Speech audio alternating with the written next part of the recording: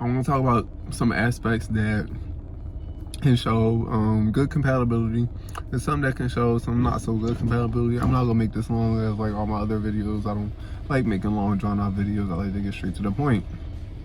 So the first aspect that we're going to be talking about that I would consider good aspects, I would say that I've experienced personally, I would say moon conjunct moon. Moon conjunct moon is a really great aspect to have, especially in a friendship, I would say. Of course, a romantic relationship as well. Any relationship, basically, because the both of you have the same moon sign, so it's kind of like y'all react to the same things. Y'all have similar, like, reaction methods. Y'all kind of y'all kind of go about things in the same way, and I'm not even explaining that correctly, so I'll use an example. So a personal example is I have a friend, or I had a friend that had moon conjunct moon, and we literally was able to be around each other like more than anybody and understand each other more than anybody, and it was kind of like a little bit of an unspoken understanding, because you know how Aquarius moons do this thing where they like disappear for a little bit and all that jazz. It was kind of like we did those same things, and that's how we handle life in a way, and it didn't really bother us, and it was like a understanding, a unspoken understanding. So I would say with two moon signs being conjunct in synastry, there's an unspoken understanding of how you react to things and how your family life is, and there's just a general understanding of how you guys think in general. And it's easier to understand how each other think once. The more you communicate and the more you learn about each other, compared to like if you have a, let's say you have a moon square. That's not really a harmonious aspect, I would say, because it's in different, first of all, it's in different signs, obviously, and it's in different elements, and it's the same modality. So I hope I didn't mix any of that up, but you have similar ways of, I'm not even sure how to perfectly explain this. I'm gonna just explain it in the astrology scientific way. So fixed signs, right? Fixed moon signs, they all have in common that fixed aspect, that stabilizing force about them. So fixed signs are the stabilizers. So when it comes to your emotions being in a fixed sign, your emotions are generally more stable, and I wouldn't say necessarily level, but like more imprinted.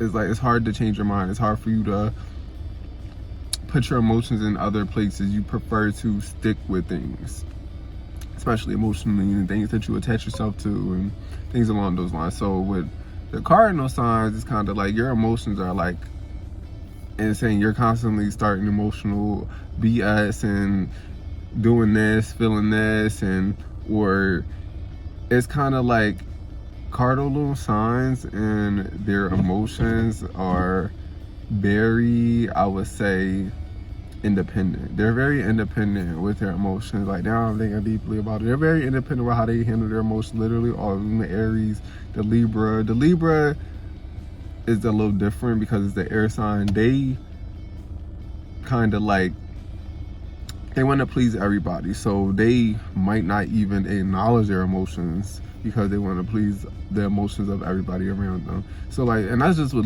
Libra placements in general. They're a little different because if you have Libra in your big three at all, you're going to be somebody who's sensitive to energies. You're going to be somebody who's hyper observant and hyper aware of everything around you and other people's emotions and feelings around you. So that's a little different. And then we have the mutable signs. I'm sorry, I don't have no mutable energy like in my personal placements, but y'all are insane. Like, immutable signs, their emotions are very, I would say, all over the place. That's the only way I could put it, because it's kind of like you go in different directions. You could think one thing, and it's not just like, oh, I changed my mind. It's kind of like you literally don't know what they're thinking sometimes, and they could completely do something. Or like, I know I dated a Sag moon, and it got to a point where I was like, okay, well, I know you're gonna change your mind, but this is something that is going on, or just something that I want to do, or just something that we're discussing. But I know you're going to change your mind, so you take your time to do what you need to do. Mutable signs, they're special beings. But another, like, I guess an easier way to see if you guys would be compatible, and I think there are good aspects, is having your Venus and Mars sign in like similar elements. So like, for example, having your Venus and Earth, like if you have your Venus and air signs together, you guys are most likely going to get along. If you have your Mars sign in the same element, you most likely are going to get along. I can't really speak on if it's like mixed up and mix and match, but I know in my experience, most of the time, if you have your Venus interacting with each other in a good harmonious aspect, you may have good synastry with each other, or you may get along. Of course, you have to look at the entire chart.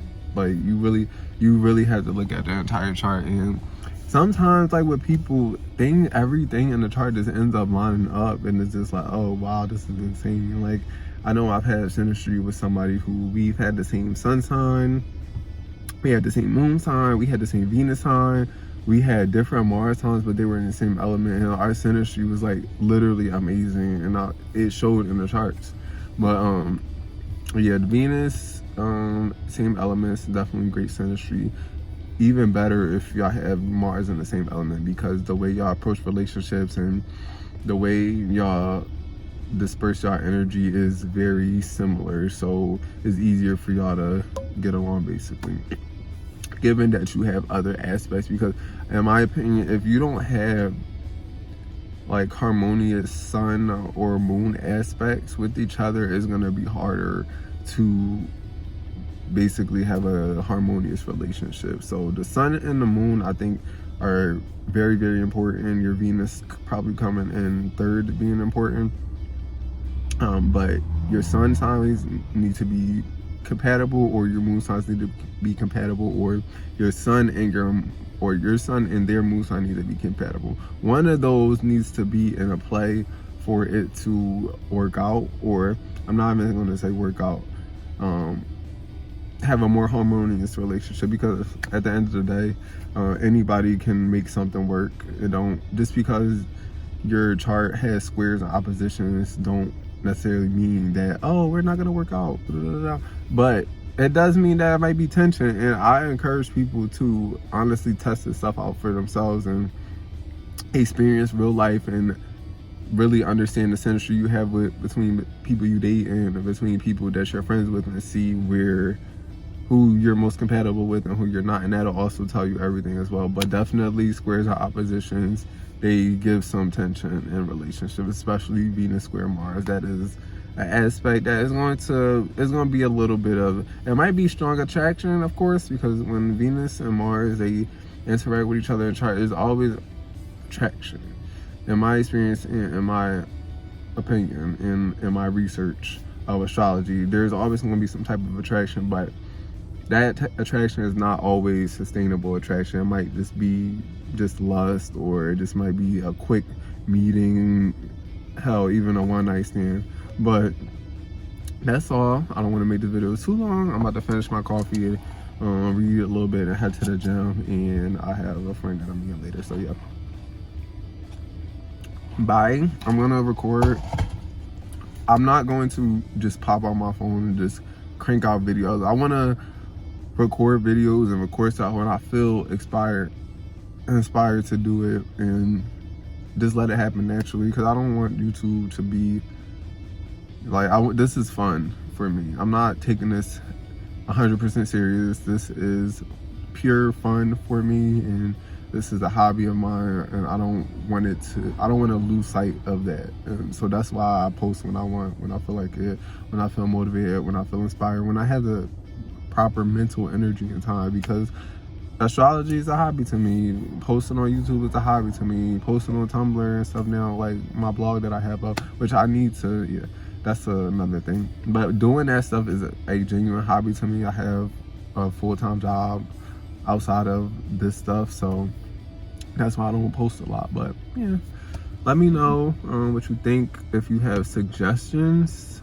for stuff for me to talk about, I love talking about astrology, especially with other people. I'm still learning. As you know, this is a very, very complex subject, but let me know your thoughts. If you are not shy to comment, I'm a nice person, so I'll respond. Might not be right away, but I'll respond.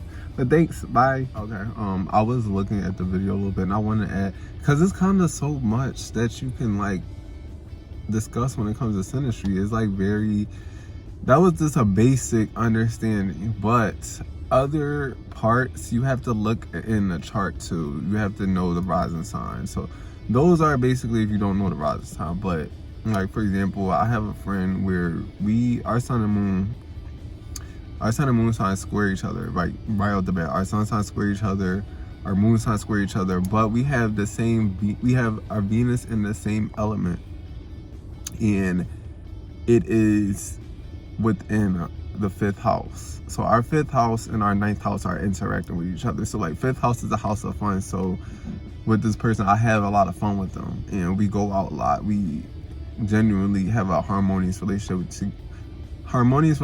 each other, going out and doing stuff like that. So you kind of got to look at the whole chart, as I emphasized before. But I just wanted to say that one example because I was watching it back, and I was saying that if you have your sun signs and moon signs like compatible, or I don't even know, you know what I said, but I just wanted to clarify that real quick, because you don't necessarily have to have your sun and moon sign compatible per se, but there needs to be something in the birth, like with your charts combined, there needs to be some type of alignment. And my example is having somebody's Venus in your 5th house. You most likely might have a harmonious relationship with that as well.